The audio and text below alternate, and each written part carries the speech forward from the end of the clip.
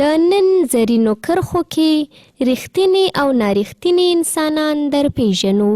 هغه کسان چې ریښتیني وي ځان ته ځانګړنې لري، خو هغه کسان چې دروغجن وي او یوازې ځان ریښتیني ښیي هغه هم ځان ته ځانګړنې او عادتونه لري.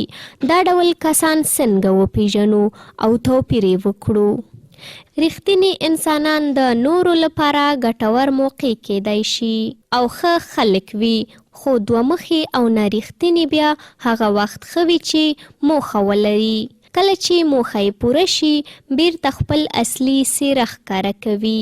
ریښتیني وګړي د نورو انسانانو تعریف او ستاینه کوي، خو ناریښتیني تل پر نورو نیوکه کوي تر څو خپل ځان ښه ښکاره کړي.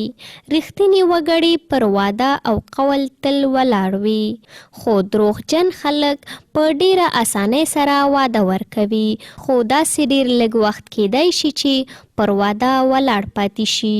واقعي انسانان خپل نظرونه واضح څرګندوي، خو د دوی مخالف بیا تل شایعات خپروي او هڅه کوي له ځانه خبرې جوړې کړي. ریښتیني خلک هڅه نه کوي چې تل د نورو پاملرنه ځان ته واړوي، خو کوم کسان چې دوه مخي وي غواړي تل دوی ته پام وکړو او په هر کار کې وستایو او یوازې دوی ته مو باید پام وي.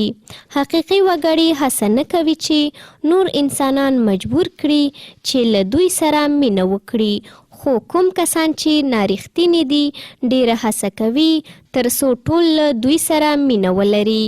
ریښتیني وګړي تل نورو ته درناوی کوي، بې ځایه خبرې نه کوي، لافې نه وهي، تل رښتیا وایي، د چا شاته خبرې نه کوي. خو دروغجن او دوه مخي انسانان بیا داسې نه دي.